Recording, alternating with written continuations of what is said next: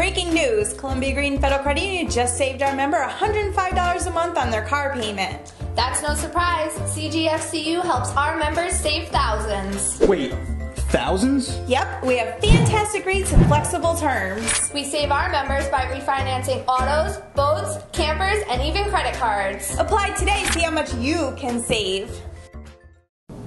Hey, welcome back to the Press Box, presented by Columbia Green Federal Credit Union. And we got into a few games in early this week with the rain and the weather. The snow is finally starting to melt, but a few teams got out on the field. And Justin, you've been to a few games. What's kind of stood out to you early on? Yeah, it started off with Hudson at home against Green Tech, 22-4 victory for the defending Patroon Conference champion Hudson Blue Hawks. Mm-hmm. Jeremy Kramer, defending Patroon MVP, looks like he's in midseason form, double, triple, 4 for 6.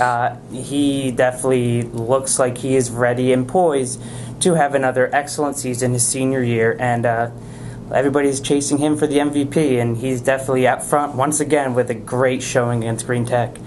Yeah, definitely. Chatham had a solid game. There's been a lot of close games, a lot more. I mean, that Hudson Green Tech game was a bit of a aberration in terms of the early going, but Chatham had a close game against the Taconic Hills. They had a 5-run inning that helped lift them over to Taconic Hills. It was tied 1-1 early on. Who else do we have? We have Maple Hill, Carroll Durham, which was only 3-0. A lot of people overlook Carroll Durham because you just don't know what they have. But played very well against the Maple Hill team. They had solid pitching around. They held them to just 2 hits, but didn't score a ton. And over in softball, there's also some close games. Yeah, Carroll Durham, Maple Hill, talk about a thriller on the opening week. Maple Hill was well out in front, 7-2, heading into the 6th inning, and the 5th inning, and a 4-run 5th, headlined by Jenna Polson triple, got the Lady Mustangs back in the game, 7-6. They were able to tie it and take the lead in the 6th, but Ariana Pappas, what can you say about someone who is, the lifeblood of the Maple Hill team, a 500 hitter last year, came up big with a monster game-winning single to left field. You shouldn't be surprised, and Pat Austin wasn't surprised, but let's put it into perspective this way. They scrimmaged Lake George the day before, a very good Lake George team that was runner-ups to Greenville last year. They had 1 hit. He was embarrassed by it, and then he was very proud of his team's resiliency to come back the next day. 13 hits against a very good Carroll Durham team. Watch out for Carroll because they're going to give everybody a challenge this year. Yeah, they definitely should. And speaking of challenges, Chatham, who's the defending champion, goes up against the Taconic Hills first day. Almost took a loss against the Taconic Hills. They didn't score. They scored most of their runs in the 6th inning. They were behind in that game. Yeah, Taconic Hills is another very good team. And mind you, they're loaded offensively, and they're pitching a freshman. Mm-hmm. That was her first varsity start. She gave 16 hits, and if it wasn't for that 6th inning, Chatham was beat. Yeah. Taconic Hills couldn't have played a better game. 8-5. If it wasn't for Shirley Harvey coming up big, and people kind of just overlook her because you think of Haley McKay, Megan Gilligan, Jenna Skype, and Brooklyn Doyle, the big 4. All stars. Shirley Harvey gets overlooked. She went 3-4 with a triple, and was the reason why they won that game. And you can ask J.B. Brantley that it was Harvey that definitely got Chatham the win and escape a big upset on opening day. Definitely, and Greenville kind of put a stamp on the early season, saying that they're going to be the team to beat. 18-0 and 11-0 against Kentucky in their first 2 games of the season, and Ava Fitzmaurice looks like she could be an MVP runner, too. She was in basketball. She's going for it in softball. Yeah, and not only Ava, but definitely Kayla Benning. Again, 2 home runs last postseason, 2 clutch home runs, 2 game winners. And here she goes again, a home run opening day against Kentucky Athens. And Greenville is going to do this to teams. But it's dependent upon, can you do this against Chatham? And obviously, can you do it against Taconic Hills? Because they're no slouch. It's not even guaranteed when Chatham goes to Taconic Hills later this week or next week, depending on the weather, if Chatham can beat them. They'll face Modishitsky again, and Taconic Hills will face Skype again. But I think this conference is very wide open, especially after that Taconic Hills game. Definitely is. Now, some individual performances early on here. Shirley Harvey, you mentioned 3 for 4 with a triple. Sydney Putnam also went 4 for 4 in that game. We have Ava, who's 4 for 6 at the moment with 2 doubles and a home run. She has 2 wins on the mound. And for the boys, you mentioned Jeremy Kramer. He's having a great year. Matt Sweet, again, he had an underrated year last year. But he comes in, hits 2 doubles, 4 RBIs, 2 runs scored. Very good game for that Hudson team. And Ryan Doyle in that game against the County Kills. Ryan Doyle, another guy, a lefty, doesn't get a lot of credit for not only his bat, but he made a great catch in the 3rd inning, a diving grab in right field. A web gem in the first game of this season. He's a very underrated player on that Chatham team, but he is, bar none, an integral piece. And, it's a great start for him because sometimes last year he did hit some slumps, and to get a good start like that is good for his morale. Yeah, definitely. Now, all of this kind of you have to take with a grain of salt. It's early on. The weather's been terrible. Teams are going to play much better in a couple weeks. But you also can't take away the wins. You can't take away the losses. Once they're in there, they're in there. Ichabod Crane probably are 2 best teams from the area, potentially haven't even played yet. They'll probably get on the field next week. They're going to look to get going, and they're going to be very good.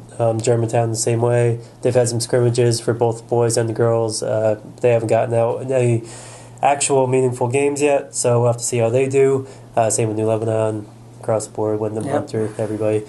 But moving on a little bit, we got a little bit of news this week of Trent Svingala, who won the state championship.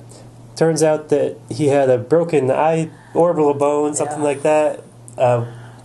Midway through the season, you were at a couple of matches where he wasn't wrestling. We didn't know why he wasn't out there. He wanted to keep everything kind of under the table of what actually happened to him. But we heard, ends up, he had double vision for months. He couldn't see right. He was shooting in on guys that weren't there because he was seeing 2 guys that he was wrestling. Still wins the state championship. And there's not a whole lot to say about a talent that good at the state level that can still do that. And mind you, a lot of people who weren't at those matches where he kind of sat out. He sat out against, I believe, if it was Catskill or Coxsackie, it was a home match. He was still, when they went to Catskill and faced Catskill, he had his match, won in, I believe, 30 seconds, which is a typical Trent Svingala ordeal. But he was also coaching, and that's what he was doing at the Maple Hill tournament that he didn't compete in, was he was still coaching. And he has such a mind for the sport that his future is so bright in wrestling that he can do whatever he wants. And coaching is definitely in his avenue, in his reach, because he was just reading the mat so well. And, again, he's got a whole another year left. Yeah, he's only a junior, and undefeated in the last 2 years, and like you said, he's always constantly learning. Most guys are going undefeated and blowing through people in 30 seconds. They're going to take it for granted a little bit and rest on their laurels, but he is always, I'm working on this, I'm working on that. I want to improve this thing or try this new move, and he's trying to teach you guys at Maple Hill that, and just a good talent. We're kind of excited to see where he goes next year. After that, he's a Cornell commit, so and maybe a national championship there too. Never know. That sky's definitely a limit for him. And if you have not seen Trent wrestle, I highly recommend it. Even if it's a 30-second match, just watching how dominant he is just really quite incredible. And if you saw him at the state tournament. Yeah, where he was blowing through most of the early rounds. And a lot of people didn't grow up on wrestling around here, so you don't get into it. But if you just go and watch one of the matches with Maple Hill, Coxsackie or something, you have some pretty high talent over there, and they're definitely fun to watch. Now, moving on a little bit to sports, but not really sports. Vote for Rip. He's in the Final Four of the Mascot Madness, and I think this is the farthest that he's gone. He barely edged out his opponent in the Elite Eight. Yeah. Now he's in the Final Four, so they're looking for votes over there. Yesterday it was 65% to his opponent, and Rip had 35%. I casted my vote. You casted your vote. Our coworkers, we all got an email to vote for Rip. Everybody so cast your votes. Please go out and vote for Rip.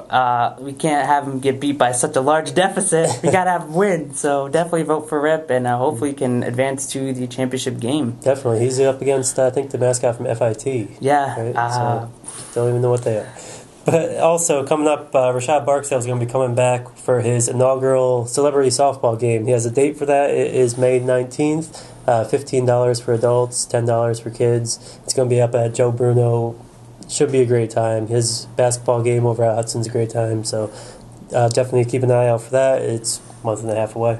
Yeah, Rashad doing more good for the community. What do you... It's not a surprise to anybody, really. Yeah. And I know that not only will there be a large attendance, but it's something different. And I know he likes to get in some local talent. Obviously, Justice Brantley, Matt Dallas, and Keelan Cole, did the basketball game. For baseball, he could go out and say, hey, Matt Sweet, or hey, Matt Dallas. Yeah, Matt Dallas, Herkimer. So, I mean, really, Rashad is just what's great for Hudson and always has been. And it'll be another great event. It shouldn't be something that we're surprised by. So. Yeah, definitely. Look for that. And we will see you next week on the Press Box, presented by Columbia Green Federal Credit Union.